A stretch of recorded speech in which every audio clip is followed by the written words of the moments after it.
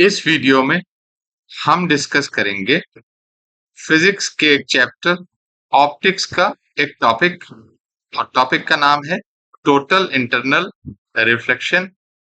तो चलिए स्टार्ट करते हैं अपना topic. Total internal reflection physics में ऑप्टिक्स के चैप्टर में पढ़ाया जाता है। ये ऑप्टिक्स का पार्ट है और ये एक बहुत ही इंटरेस्टिंग नेचुरल फिनोमेना है और इसको हम कई बार अपनी डेली लाइफ्स में देखते हैं, जो मैं आगे चल के डिस्कस करूँगा। तो आइए समझते हैं कि टोटल इंटरनल रिफ्लेक्शन क्या है। लेकिन उसको समझने से पहले हम ऑप्टिक्स के कुछ बेसिक्स समझते हैं। ऑप्टिक्स की कुछ टर्मिनोलॉजीज़ हैं, आप लोगों ने ज़रूर पढ़ी होंगी। Anyway it will be a revision. Reflection कहते हैं सेंडिंग बैक, यानी कि यहाँ पर रिफ्लेक्शन का मतलब है अगर लाइट रे किसी सरफेस पे स्ट्राइक करे और उसे वापस कर दिया जाए तो दैट इज़ कॉल्ड रिफ्लेक्शन। मान लीजिए सरफेस है और इस पे लाइट रेज इस तरह से स्ट्राइक कर रही हैं और ये टकरा के वापस चली जा रही हैं, तो ये फिनोमेना जो है इसको हम कहेंगे रिफ्लेक्शन। ये हम लोग रोज़ देखते हैं जब हम मिरर में अपनी तस्वीर देखते हैं, अपनी पिक्चर देखते हैं। वो रिफ्लेक्शन की वजह से ही होती है, क्योंकि लाइट जो हमारे से निकल के मिरर पे जाके रिफ्लेक्ट होके आती है, उसी से इमेज बनता है। दूसरा है रिफ्रैक्शन। रिफ्रैक्शन कहते हैं change in direction of wave passing from one medium to other medium. क्या होता है, जब कोई वेव एक मीडियम से दूसरे मीडियम जाती है तो वो अपना पाथ यानी डायरेक्शन को चेंज कर लेती है, उसको हम कहते हैं रिफ्रैक्शन। मान लीजिए ये एक ग्लास ब्लॉक है, इस पर लाइट रे ऐसे इंसिडेंट कर रही हैं। अब देखिए, अगर ये नहीं होता तो ये लाइट रेज सीधी इस तरह से जाती ऐसे, लेकिन क्या होगा, जैसे ही ये बाउंड्री पे आएंगी तो ये अपना रास्ता बदल लेंगी। देखिए, सीधे जाने के बजाय इन्होंने रास्ता बदल लिया। और जब ये दूसरी बाउंड्री पे आएंगी, अब यहाँ भी देखिए मीडियम चेंज है, तो यहाँ फिर से रास्ता बदलेंगी। तो इसको हम कहते हैं रिफ्रैक्शन। जब एक बीम ऑफ लाइट एक ट्रांसपेरेंट मीडियम को स्ट्राइक करती है तो कुछ पार्ट जो है वो रिफ्लेक्ट होती है और कुछ मीडियम के अंदर एंटर हो जाती है। अब हमारे मन में सवाल आएगा कि जब लाइट एंटर कर रही है तो रिफ्रैक्शन होना चाहिए, रिफ्लेक्शन क्यों? नहीं, रिफ्लेक्शन भी होता है और रिफ्रैक्शन भी होता है। मान लीजिए एक ग्लास ब्लॉक है, इस पे ऊपर ये इंसिडेंट रे है, यहाँ पर हम नॉर्मल ड्रॉ करेंगे तो क्या होगा, ये इंसिडेंट रे यानी इंसिडेंट लाइट का कुछ पार्ट रिफ्लेक्ट होगा, यानी इस तरह से, this is reflected ray, and some part is going to be refracted. अपनी डायरेक्शन चेंज करके वो अंदर एंटर कर जाएगी इस तरह से। So this is called refracted ray. So you can see here that when the light strikes another transparent medium, a part is reflected and the rest enters the medium. कभी कभी हमारे मन में, हमारे दिल में ये सवाल आता है कि ऐसा कैसे है, तो चलिए मैं आपको इसका सबूत दे देता हूँ। एक पिक्टोरियल एग्जाम्पल से इसका सबूत दिया जा सकता है। देखिए, बड़ी खूबसूरत सी फोटो है ये। इस फोटो में, इस पिक्चर में आप देख सकते हैं कि फिश, तो फिश जो है वो कहाँ पर है? पानी के अंदर है। हमें फिश दिखाई दे रही है, तो इसीलिए दिखाई दे रही है कि लाइट रिफ्रैक्ट करके फिश तक पहुंच रही है, और पानी के ऊपर बाहर की पूरी सीनरी दिखाई दे रही है। तो वो इसलिए दिखाई दे रही है कि लाइट जो है वो रिफ्लेक्ट होके हम तक आ रही है। तो ये दोनों चीज़ें इस पिक्चर में दिखाई दे रही हैं। तो ये पिक्चर इसका एक सबूत है कि रिफ्लेक्शन और रिफ्रैक्शन दोनों चीज़ें होती हैं जब लाइट एक ट्रांसपेरेंट मीडियम में स्ट्राइक करती है। अब हमने स्नेल्स लॉ पढ़ा होगा। स्नेल्स लॉ ये कहता है कि जब लाइट एक डेंसर मीडियम से एक रेरर मीडियम में जाती है तो वो नॉर्मल से दूर हो जाती है, यानी बेंड करती है। तो हमने भी बताया रिफ्रैक्शन में क्या होगा, अपनी डायरेक्शन को चेंज कर लेगी। लेकिन यहाँ ये बात कही जा रही है कि जब डेंसर मीडियम से रेरर मीडियम में जाएगी तो नॉर्मल से अवे मुड़ जाएगी।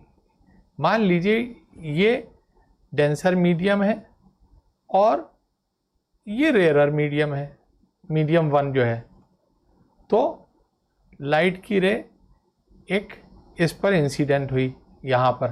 तो अब ये लाइट रे किधर से किधर जा रही है, डेंसर से रेरर की तरफ। तो यहाँ हम लोग नॉर्मल ड्रॉ करेंगे। अगर लाइट कहीं नहीं बेंड करती तो सीधी जाती, मान लीजिए यही मीडियम होता तो लाइट अपने पाथ पे कंटिन्यू रहती।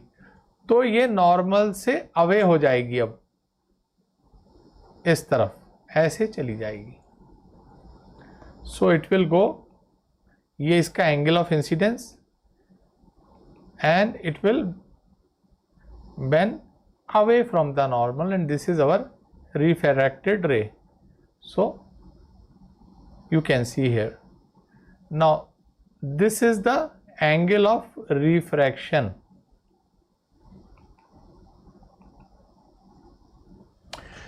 Now it can be seen here, this angle is I and this angle is also I and this angle is R. तो आप देख सकते हैं क्या कि R is greater than I, यानी angle of refraction is greater than angle of incidence.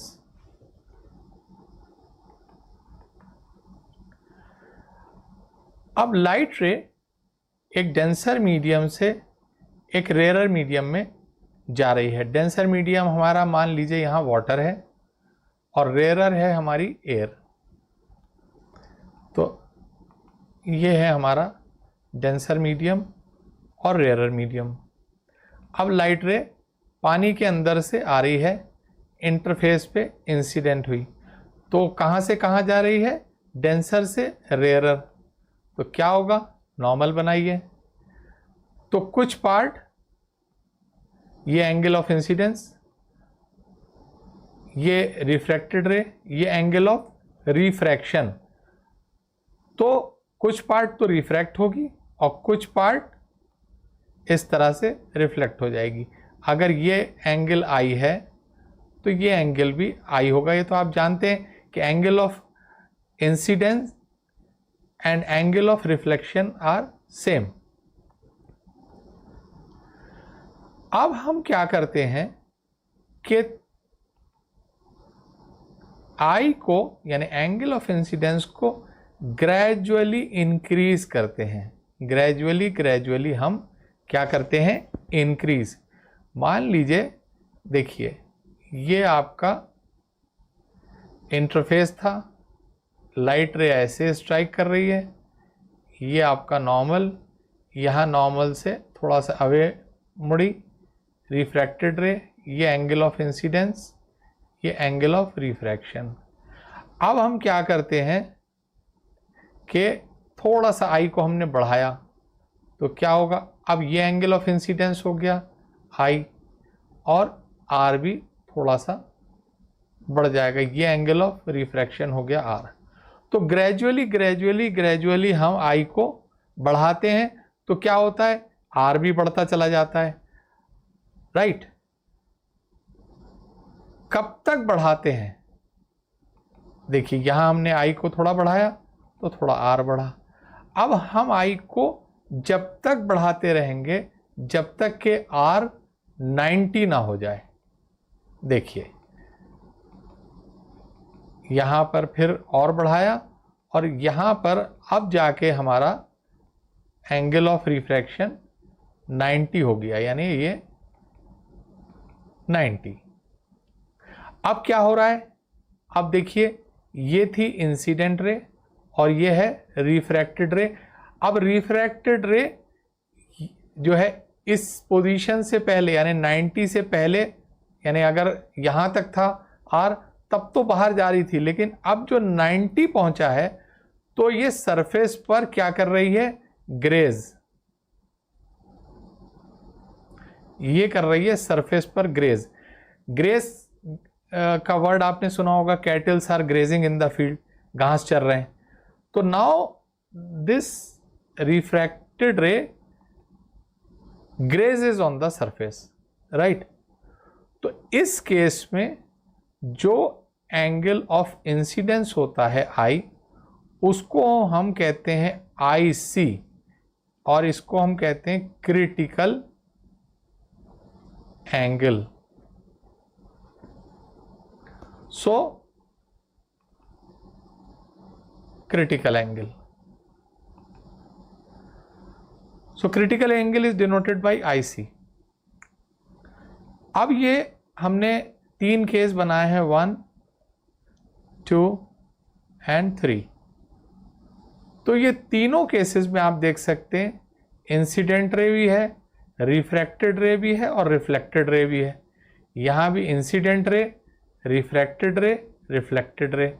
Incident ray, refracted रे, बस ये है कि ग्रेस कर रही है लेकिन है, और ये रिफ्लेक्टेड रे।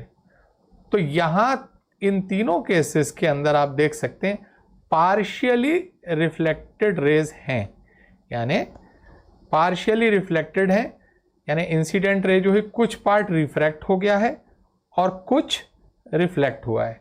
तो इन ऑल दीज केसेस, जब ये 3 बनाए तो कई केसेस होंगे, हम धीरे धीरे आहिस्ता आहिस्ता आई को बढ़ाएंगे, सिर्फ यहां समझाने के लिए 3 केसेस बनाए हैं।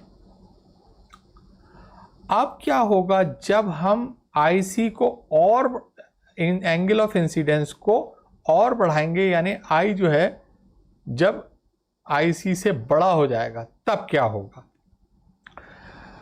आप यहां पर इसे पॉज कर दीजिए वीडियो को और सोचिए कि क्या होगा।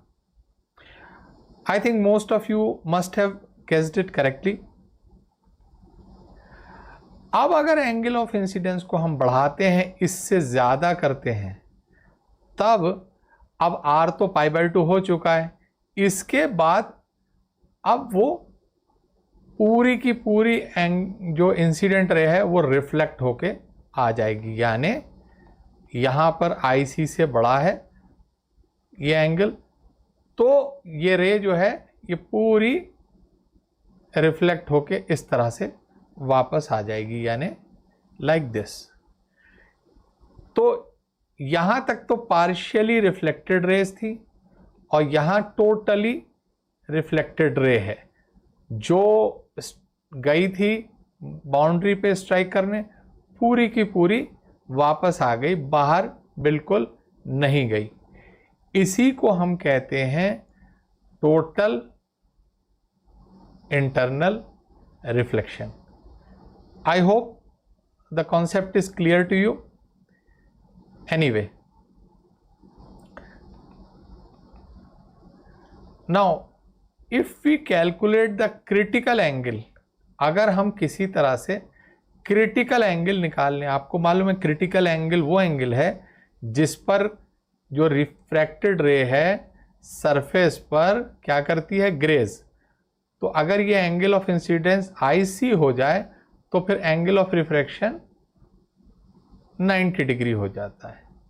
तो अगर हमें क्रिटिकल एंगल पता चल जाए तो हम रिफ्रैक्टिव इंडेक्स निकाल सकते हैं। वो कैसे, आपको मालूम है कि अगर लाइट रे कहीं पर इस तरह से स्ट्राइक करती है और फिर वो रिफ्रैक्ट होती है इस तरह से, तो ये एंगल ऑफ इंसिडेंस और ये एंगल ऑफ रिफ्रैक्शन, ये मान लीजिए आपका मीडियम 1 है, ये मीडियम 2 है।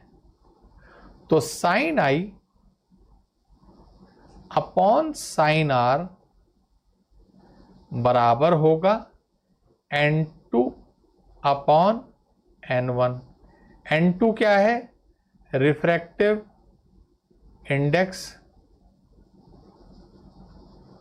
ऑफ मीडियम 2 और N1 है रिफ्रैक्टिव इंडेक्स ऑफ मीडियम 1। ठीक है, और इसको ही हम N21 भी लिखते हैं, refractive index of medium 2 with respect to 1, right. और इसको ही हम 1 अपॉन N12 भी लिख सकते हैं, refractive index of medium 1 with respect to 2। तो अब अगर क्रिटिकल एंगल हमें मिल जाए तो sine i c upon sine are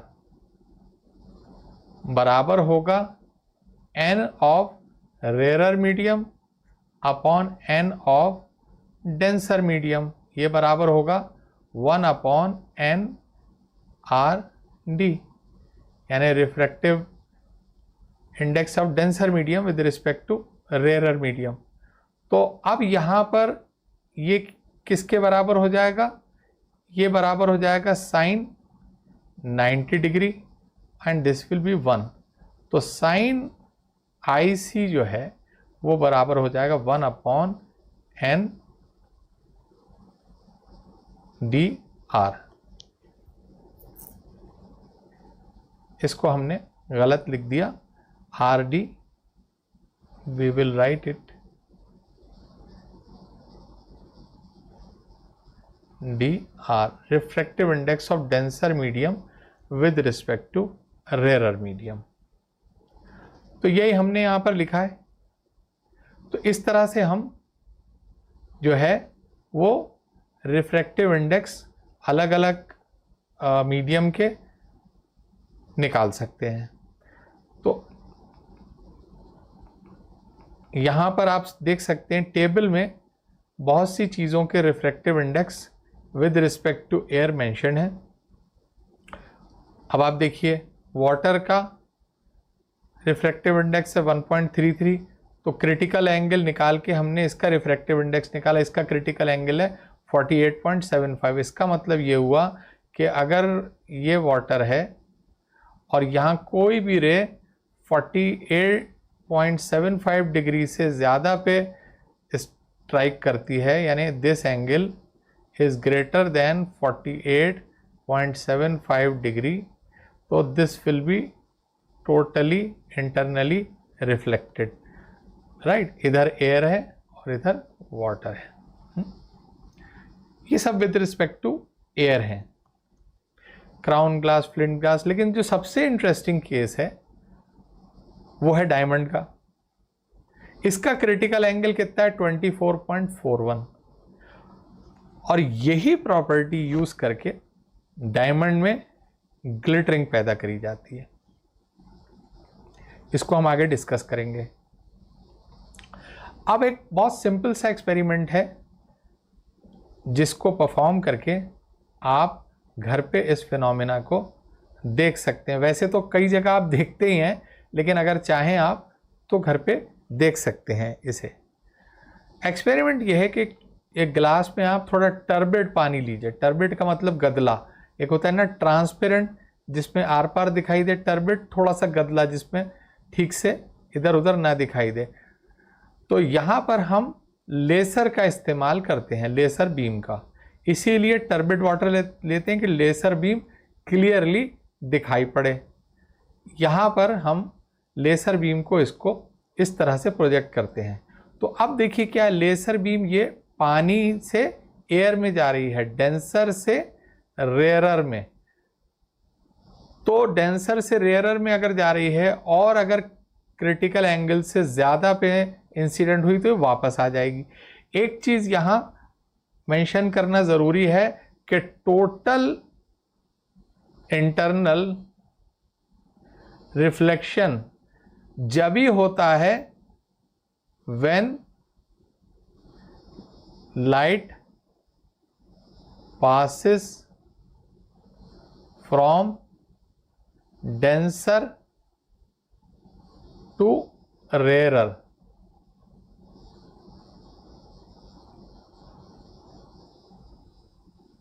medium उल्टा नहीं होता है, यानी रेयर से जब डेंसर में जाएगी तो नहीं ये चीज पॉसिबल है।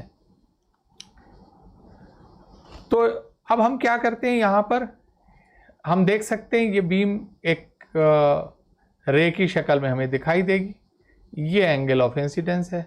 तो आप इसको चेंज करिए, थोड़ा सा बढ़ाइए और बढ़ाते रहिए और देखिएगा कि एक स्टेज बाद जाके ये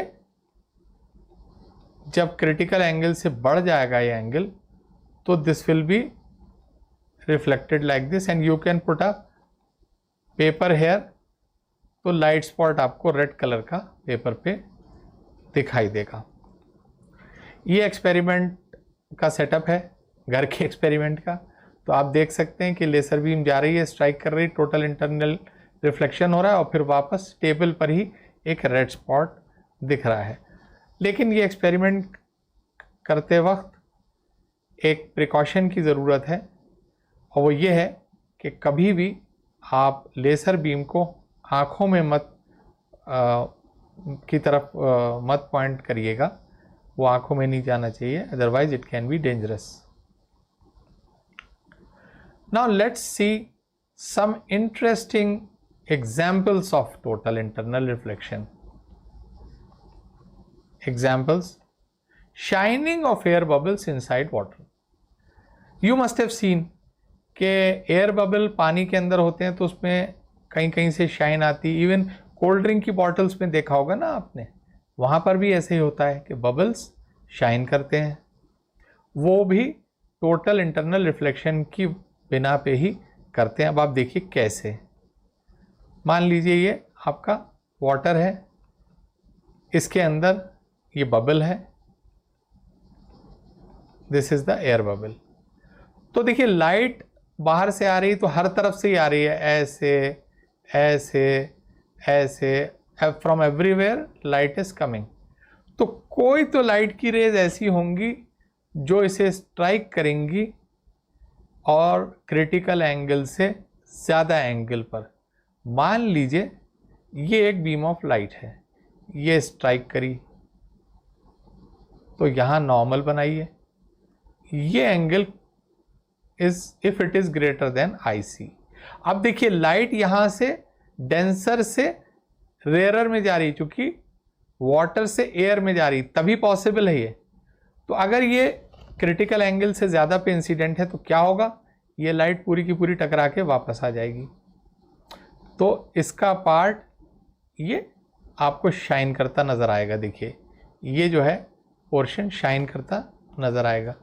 तो आप बबल्स का अगर स्नैपशॉट देखें तो आप देख सकती हैं, देखिए ये सब शाइनिंग सरफेसेस है ना बबल की, ये सब टोटल इंटरनल रिफ्लेक्शन की वजह से ही हैं।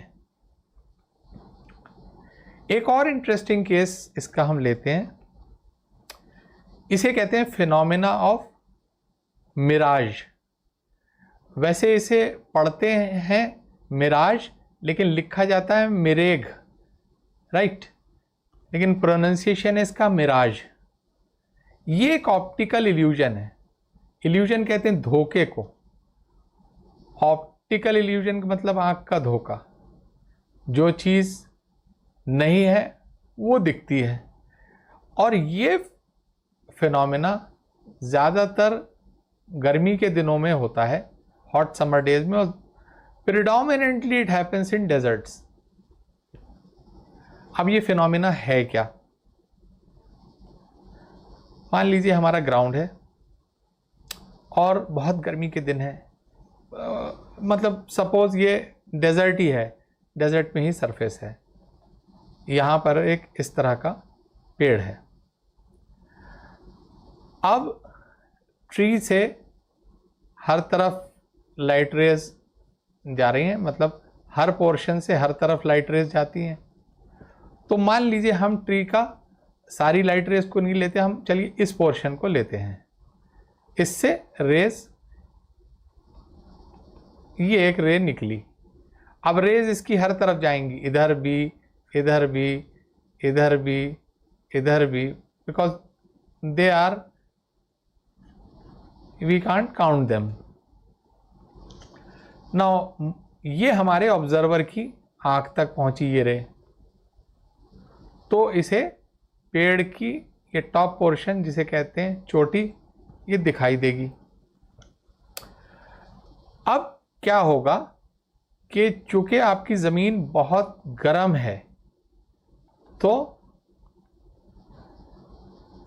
नीचे बहुत हॉट लेयर हो जाएगी, यानी ज़मीन जो है, हमारा ग्राउंड बहुत गर्म है, तो उससे जो अटैच लेयर्स हैं वो बहुत गर्म हो जाएंगी, गर्म होके एक्सपेंड होंगी, उनकी डेंसिटी हो जाएगी कम। जब डेंसिटी कम हो जाएगी और ऊपर की डेंसिटी होगी ज़्यादा, तो ये होगा रेयर मीडियम, यानी जहाँ पर बहुत हॉट एयर है, और ऊपर होगा डेंसर मीडियम। नॉर्मल केसेस में क्या होता है कि अगर यहाँ पर D1 डेंसिटी है और इसके ऊपर D2 है, इसके ऊपर D3 है, तो D सबसे ज़्यादा ये डेंसिटी होती है, उससे कम ये, उससे कम ये, और जैसे जैसे हम ऊपर जाते जाते हैं एयर की डेंसिटी कम हो जाती है, ये तो आपको मालूम ही होगा, ठीक है। लेकिन अब क्या होगा, थोड़े से पोर्शन में नीचे बहुत ज़्यादा गर्म लेयर्स होंगी। अब यहाँ हमने एक ही लेयर बनाई है, लेयर्स तो बहुत सी होंगी।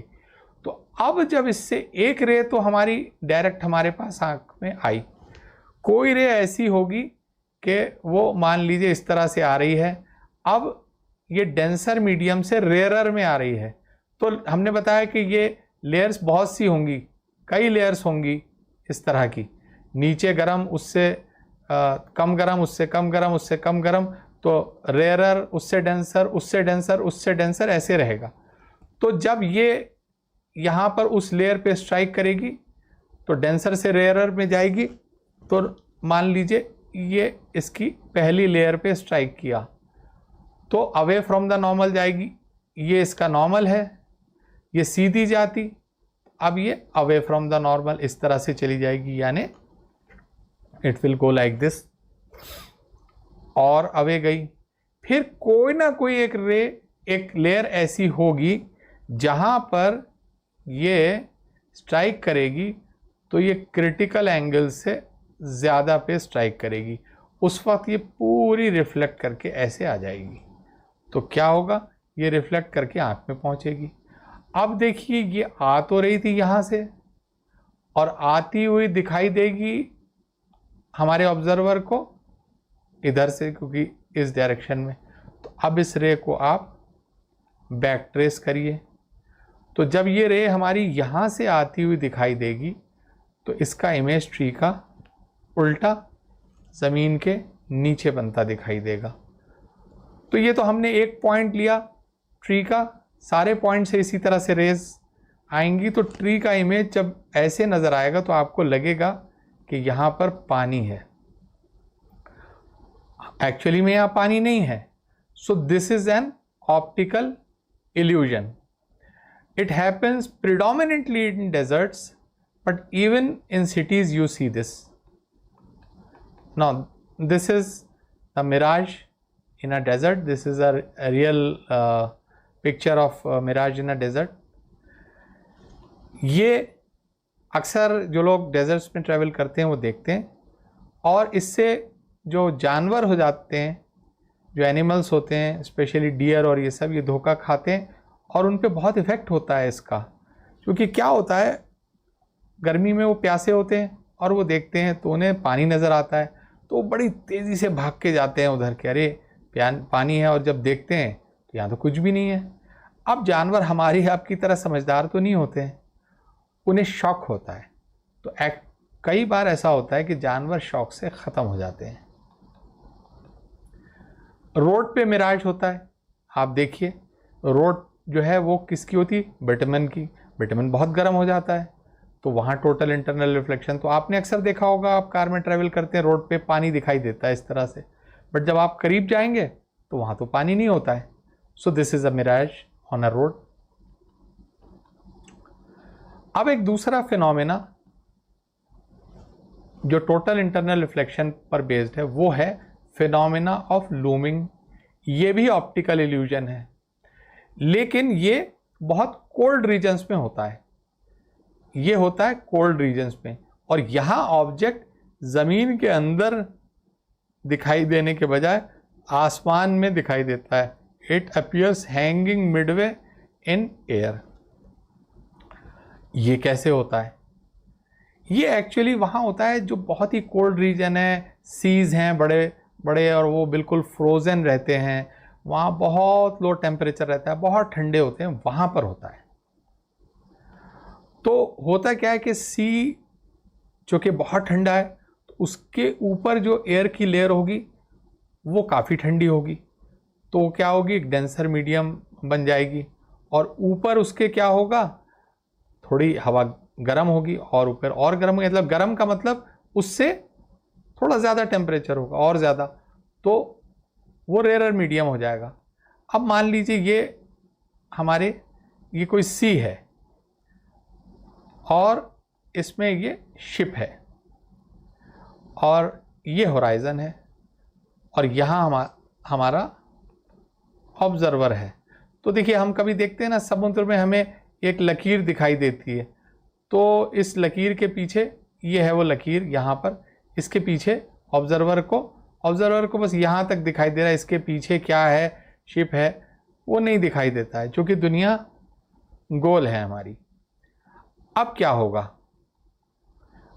यहाँ पर है कोल्ड एयर और उसके ऊपर लेयर्स हैं वार्मर एयर की।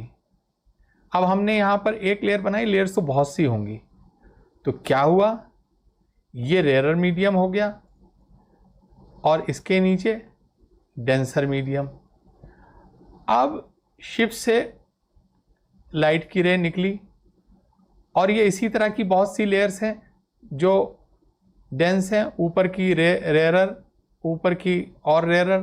तो अब क्या होगा, डेंसर मीडियम से रेयरर में जा रही है, तो it will bend away from the normal, again away from the normal, और एक ना एक लेयर ऐसी ज़रूर आ जाएगी, अगर आ गई कि ये क्रिटिकल एंगल से ज़्यादा हो गया, then total internal reflection will happen at this place. So what will happen, light totally internally reflect होके ऑब्जर्वर के पास जाएगी। तो लाइट आ कहाँ से रही थी, यहाँ से, और इसे आती हुई दिखाई देगी। इसको आप बैक ट्रेस करिए। सो the image of ship will appear hanging midway in the air.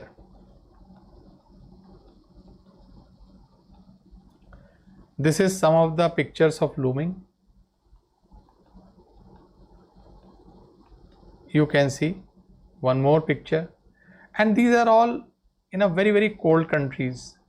Seas में, सी शोर्स के पास ये चीज़ें देखने में आती हैं। अब एक और बहुत ही इंटरेस्टिंग एग्जाम्पल इसकी, स्पार्कलिंग ऑफ अ डायमंड। हमने बताया था कि इस डायमंड का क्रिटिकल एंगल 24 डिग्री के होता है, ठीक है। तो अगर डायमंड के ऊपर लाइट जो है, इंसिडेंट लाइट, वो 24.4 से कम एंगल पर इंसिडेंट हो रही है, तो it will be totally reflected. Now this is the diagram of a diamond. Suppose beam of light is incident, it goes from rarer medium to denser, तो towards the normal जाएगी। अब यहाँ पर देखिए, ये denser से rarer में जा रही है, तो अब अगर यहाँ पर ये angle greater than critical angle है, तो ये लाइट की पूरी बीम वापस रिफ्लेक्ट होके आ जाएगी। और इस जगह पर भी, क्योंकि यहाँ भी डेंसर से रेयरर में जा रही है, यहाँ पर भी अगर क्रिटिकल एंगल से ज़्यादा है तो फिर यह वापस आके and then it will emerge out as a glittering rays. तो this will give brilliance to diamond, जो चमक है डायमंड की वो इस वजह से होती है। यहाँ ये बात जानना बहुत ज़रूरी है कि डायमंड अगर नेचर में जो पाया जाता है उसमें ब्रिलियंस इस तरह की नहीं होती है। अगर आप खान से निकले हुए हीरे को देखें तो वो ऐसा नहीं चमकता है। ये तो हमारे जो डायमंड कटर हैं वो इतने फेसेस बना देते हैं वहाँ पर कट करते टाइम कि मल्टीपल टोटल इंटरनल रिफ्लेक्शंस होते हैं, जिसकी वजह से डायमंड स्पार्कल करता है। तो ये आपने देखा होगा डायमंड का स्पार्कल करना। तो टोटल इंटरनल रिफ्लेक्शन में इतना ही। आइए इस पर एक प्रॉब्लम करते हैं ताकि हमारा कॉन्सेप्ट और क्लियर हो जाए। Just read this problem. Problem में वो कह रहा है कि स्मॉल बल्ब, एक छोटा बल्ब है, placed at the bottom of tank, एक टैंक के बॉटम पर है। टैंक में एक लिक्विड है, टैंक की डेप्थ है 80 सेंटीमीटर। तो what is the area of the surface of water through which light from bulb can emerge out. तो कितने एरिया से वाटर की सरफेस के लाइट बाहर आ पाएगी। तो देखिए आप इसको एक बार जैसे ही पढ़ेंगे तो आपको लगेगा कि ये भाई कौन सी चीज़ उससे रोक रही है बाहर आने से। तो इसका मतलब कहीं ना कहीं वो लाइट टोटल इंटरनल रिफ्लेक्शन की वजह से अंदर चली जा रही है, ठीक है, और कुछ पोर्शन से बाहर आ रही है। लिक्विड का रिफ्रैक्टिव इंडेक्स √2 है। तो चलिए हम इस प्रॉब्लम को विजुअलाइज करते हैं पहले ताकि और क्लैरिटी हो जाए। मान लीजिए टैंक एम्प्टी है, ये 80 सेंटीमीटर का टैंक है जो एम्प्टी है, इसके बॉटम में बल्ब है। अब तो पानी नहीं है, अब तो टोटल इंटरनल रिफ्लेक्शन होने का कोई सवाल ही नहीं। तो अब लाइट रेज जितनी भी जाएंगी इस तरह से बाहर चली जाएंगी, कोई रिफ्लेक्शन या रिफ्रैक्शन का कोई सवाल ही नहीं पैदा होता यहाँ पर। अब इसके अंदर पानी भर दिया गया, अब क्या होगा, कुछ रेस तो इस तरह से जाएंगी। अब ये डेंसर मीडियम से कहाँ जा रही हैं, रेयरर में। तो रिफ्रैक्शन होगा तो कुछ तो रेज इस तरह से बाहर आ जाएंगी। और ये बाउंड्री की रेज जो हैं, ये रेज में क्या होगा, यहाँ पर ये एंगल जो है IC के बराबर होगा, क्रिटिकल एंगल। वही ये इस रे को भी अगर आप देखें तो ये भी IC। तो क्या होगा, ये रे बाहर नहीं जाएगी, ये ग्रेस करेगी वाटर सरफेस पर इस तरह से, ब्राउन कलर से मैंने बनाई है। तो बाकी रेस का क्या हुआ भाई, ये भी तो रे थी, ये रे थी, ये रे, ये रे, वो सारी रेस जो हैं वो सरफेस पर जब पड़ेंगी तो चूंकि देखिए क्रिटिकल एंगल तो यहाँ तक पहुँच चुकी है और ये एंगल क्रिटिकल एंगल से ज़्यादा है, ग्रेटर देन IC। तो ये रेस सारी टकरा के पानी के अंदर वापस चली जाएंगी इस तरह से। और हमको क्या दिखाई देगा, एक थोड़े से एरिया में लाइट दिखेगी इस तरह से। अब हम कह रहे हैं कि एरिया, और या हमने ड्रॉ करी लाइन। तो ये तो हमारा एक साइड से ली गई इसकी पिक्चर है। अब हम इसे 3D के अंदर देखेंगे तो हमें समझ में आ जाएगा क्लियरली। एक्चुअली ये एक कोनिकल वॉल्यूम होगा, ये एक ट्रायंगल नहीं है but it's a conical volume. और ये लाइन नहीं है बल्कि this is a circle. Now let's visualise the problem in 3D। This is the bulb, this is the light which is emerging out, and these are all the light rays which are grazing on the surface, you can see। इसके बाद की रे जो है वो टकरा के पानी के अंदर चली जा रही हैं, तो लाइट सिर्फ इस एरिया में नजर आएगी, इस एरिया। अब ये एरिया जो है एक्चुअली है सर्किल, लेकिन हमको चूंकि साइड से देख रहे हैं तो एलिप्स सा दिख रहा है, and you can clearly see this is a cone. एक कोन है कि जिसके थ्रू लाइट बाहर इमर्ज हो रही है। Hope you are able to visualize. Now let the radius of this circle be r. अब हम प्रॉब्लम सॉल्व करते हैं। आई थिंक आप लोगों को आइडिया क्लियर हो गया होगा। टोटल इंटरनल रिफ्लेक्शन पे मोर और लेस यही कॉन्सेप्ट लगता है, थोड़ा अलग अलग तरह से। तो आप अपनी बुक के क्वेश्चंस करेंगे तो अब आपको सॉल्व करने में प्रॉब्लम नहीं होगी। अब हमने ये फिगर बना ली। नाउ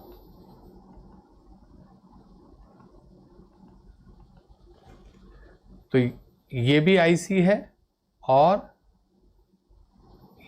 ये एंगल भी आईसी ही होगा। अब देखिए ये जो रे है इसके लिए एंगल ऑफ इंसिडेंस है आईसी और एंगल ऑफ रिफ्रैक्शन क्या है 90 डिग्री। तो sine ic upon sine r यानी साइन 90 डिग्री, ये बराबर होगा 1 अपॉन एन यानी लिक्विड का रिफ्रैक्टिव इंडेक्स। और यहाँ वाटर है या लिक्विड है, जो भी है, liquid with respect to air, और ये हमें दे रखा है √2। इसका मतलब ये हुआ sine i c is equal to 1 upon √2, क्योंकि साइन 90 तो आपका 1 हो गया, तो साइन आई सी बराबर हो गया 1 अपॉन √2। इसको हम लिख लेते हैं यहाँ पर, sine i c is equal to 1 upon √2। अब आप इस ट्रायंगल को देखिए, ये आई सी है एंगल, तो ये भी आई सी ही होगा, क्योंकि ये दोनों लाइनें पैरेलल हैं। ये 90 डिग्री, ये भी 90 डिग्री, ये दोनों लाइनें पैरेलल हैं। तो अगर ये ए है, ये बी है और ये सी है, तो साइन आई सी बराबर होगी B C perpendicular upon hypotenuse upon A C, और बी सी है आर और ए सी कितनी होगी √r² प्लस 80, चूँकि सेंटीमीटर है तो मीटर में कन्वर्ट कर लेते हैं, 0.8 का whole square. This is equation 1 and this is equation 2। Now that means 1 upon √2 is equal to r upon √r² plus 0.64. Now we square both the sides, that means 1 upon 2 is equal to r² upon r² plus 0.64. Now cross multiply करिए, 2r² is equal to r² plus 0.64, which implies that r² is equal to 0.64. अब हमको क्या पूछा गया है, area. तो area जो है बराबर होगा पाई r², ये बराबर होगा पाई को अगर हम 3.14 ले लें into r² is 0.64. This comes to approximately 2 metre square, और यही इसका आंसर है। तो I hope that the concept of total internal reflection is clear to you. तो इस टॉपिक में बस इतना ही। मुझे उम्मीद है कि आपको ये वीडियो इंटरेस्टिंग लगा होगा। Thanks for watching and have a nice day.